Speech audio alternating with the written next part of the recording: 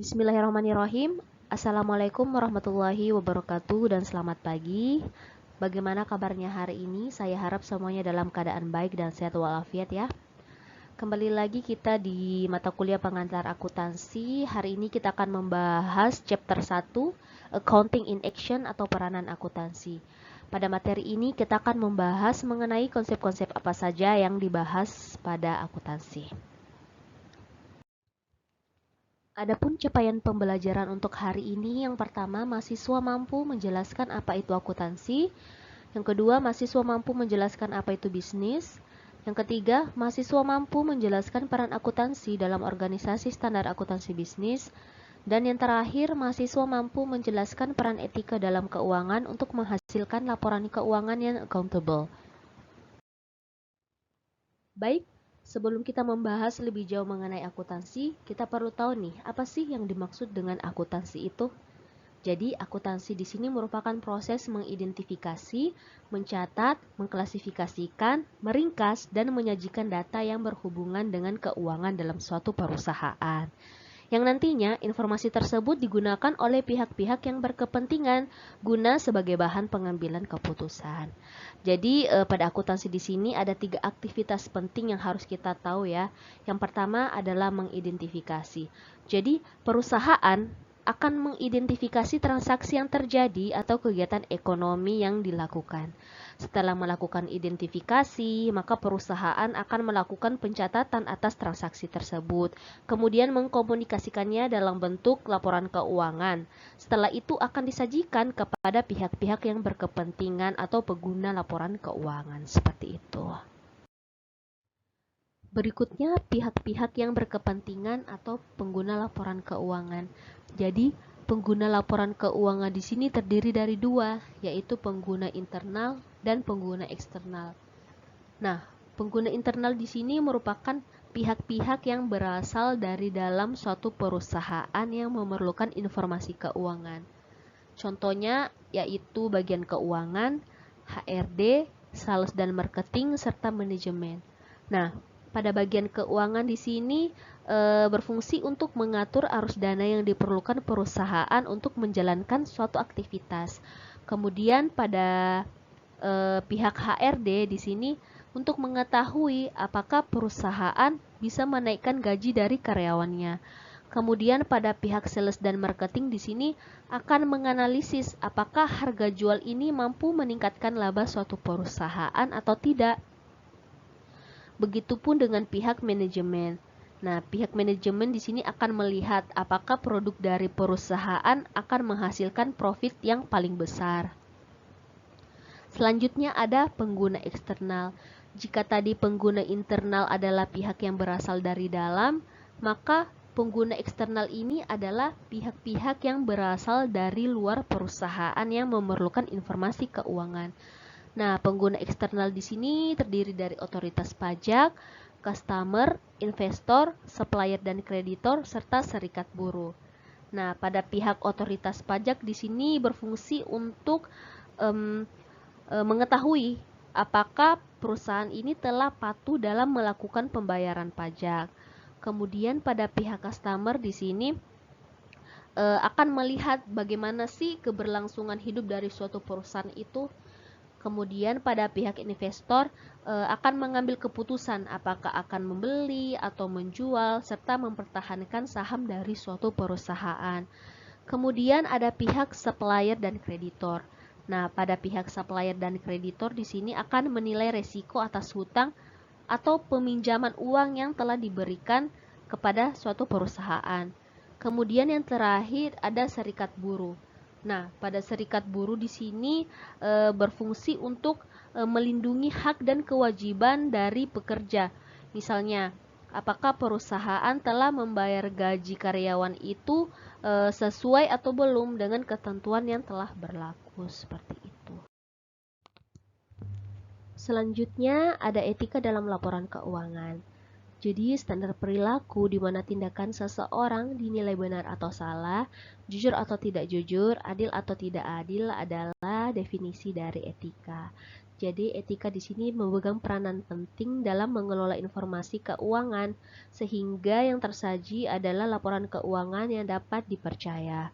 Nah, di sini dikatakan bahwa informasi tidak akan lagi memiliki kredibilitas jika semua pelaku bisnis itu tidak jujur. Kemudian, pelaporan keuangan yang efektif itu tergantung bagaimana perilaku etis yang sehat.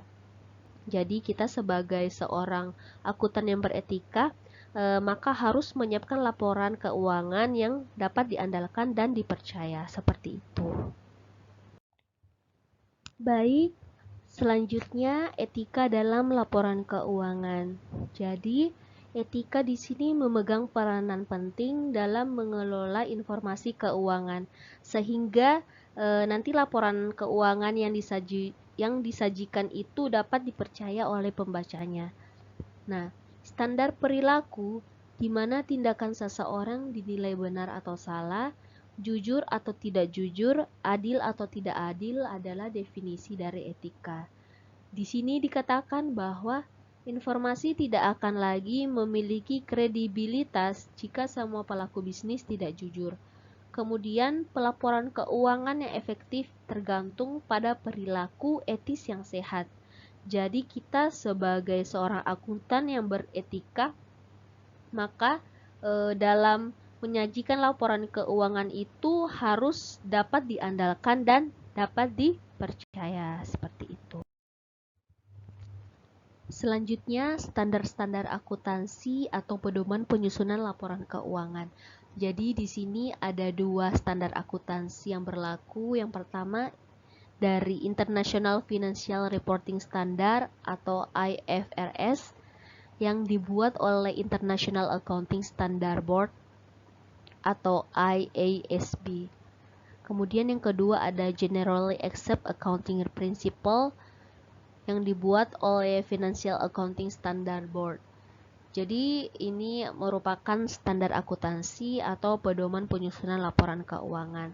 Sebenarnya ada juga yang dari Indonesia, yaitu PSAK.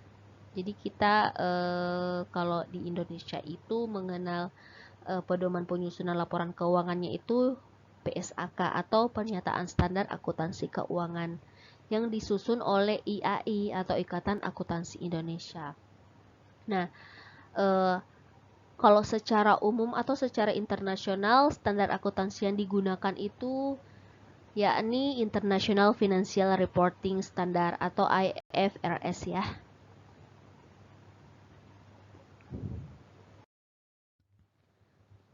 Selanjutnya, prinsip-prinsip dalam akuntansi.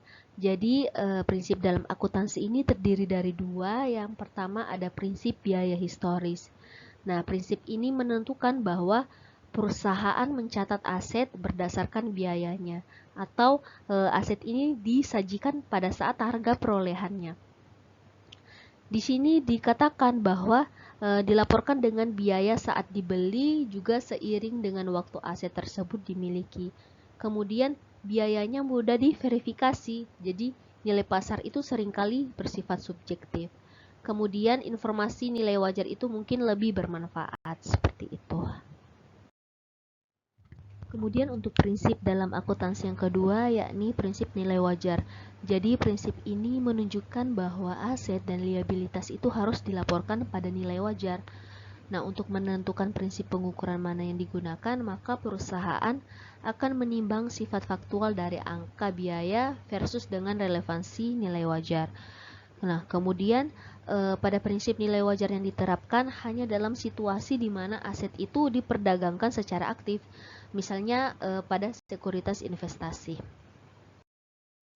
Baik, selanjutnya mengenai asumsi dalam akuntansi. Jadi, asumsi dalam akuntansi ini terdiri dari 2, yaitu asumsi unit moneter dan asumsi entitas ekonomi. Nah, pada asumsi unit moneter di sini, data transaksi hanya dapat dinyatakan dalam bentuk uang. Sedangkan asumsi entitas ekonomi di sini mensyaratkan bahwa aktivitas entitas itu disimpan terpisah atau berbeda dari aktivitas pemiliknya, serta dari semua entitas ekonomi lainnya, seperti itu. Baik, selanjutnya ada jenis-jenis perusahaan. Jadi di sini bisa kita lihat ada 3 jenis perusahaan ya. Yang pertama ada proprietorship. Jadi proprietorship di sini merupakan perusahaan pemilik atau perseorangan. Adapun ciri-cirinya yaitu dimiliki oleh satu orang, biasanya berupa bisnis jasa berukuran mikro atau kecil. Kemudian pemilik memperoleh untung dan secara pribadi bertanggung jawab atas utang perusahaannya. Kemudian jenis perusahaan yang kedua ada partnership. Nah, partnership di sini adalah perusahaan kemitraan atau persekutuan. Adapun ciri-cirinya yaitu dimiliki oleh 2 orang atau lebih, biasanya berupa bisnis retail dan jasa. Kemudian tanggung jawab sekutunya itu tidak terbatas dan didasari oleh kesepakatan antar persekutuan. Kemudian jenis perusahaan yang ketiga adalah corporation. Nah, adapun ciri-ciri dari perusahaan corporation di sini, kepemilikan sahamnya itu dipecah-pecah atau dibeda-bedakan. Kemudian berupa badan hukum yang dibentuk berdasarkan undang-undang perseroan. Kemudian kewajiban pemilik atau pemegang sahamnya pun itu terbatas. Baik, selanjutnya kita masuk ke persamaan dasar akuntansi. Jadi bisa kita lihat di sini untuk rumus persamaan dasar akuntansi, yakni aset sama dengan liabilities ditambah dengan equity. Jadi aset ini biasa juga disebut dengan harta, kemudian liabilities ini biasa disebut dengan kewajiban, dan equity ini disebut dengan modal. Nah, aset atau harta merupakan sumber daya yang dimiliki oleh perusahaan yang nantinya itu dapat memberikan manfaat di masa depan. Contoh dari aset yaitu misalnya kas, persediaan, peralatan, dan lain-lain. Kemudian liabilities atau kewajiban. Jadi liabilities atau kewajiban itu merupakan kewajiban yang harus dibayarkan kepada pihak ketiga sebelum tanggal jatuh tempo. Contoh dari liabilities yakni utang usaha, wesel bayar, dan lain-lain. Kemudian equity dan modal. Jadi equity dan modal di sini merupakan besarnya klaim pemilik terhadap total aset perusahaan. Seperti itu ya.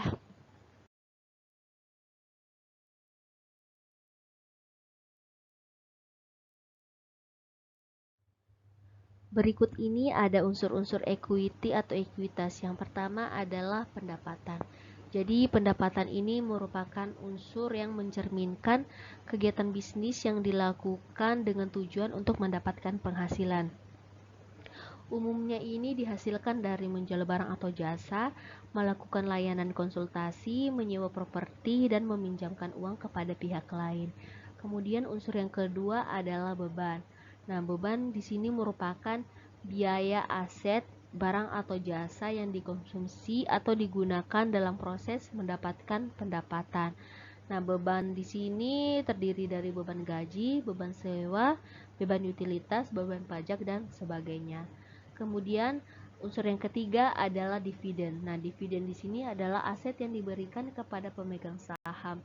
Jadi dividen ini semacam bagi hasil antar perusahaan dan pemegang saham seperti itu. Baik, selanjutnya saya tampilkan mengenai akun-akun dan saldo normal dari akun-akun tersebut. Jadi yang pertama aset atau harta, posisi normalnya itu ada di sebelah kiri atau di debit. Kemudian liabilities atau kewajiban, posisi normalnya itu ada di sebelah kanan atau di kredit. Kemudian ekuitas atau modal, saldo normalnya itu ada di sebelah kanan atau di kredit. Kemudian pendapatan, saldo normalnya itu ada di sebelah kanan atau di kredit. Kemudian dividen. Nah, dividen ini posisi normalnya ada di sebelah kiri atau di debit, dan yang terakhir adalah beban. Nah, beban di sini posisi normalnya itu ada di sebelah kiri atau di debit.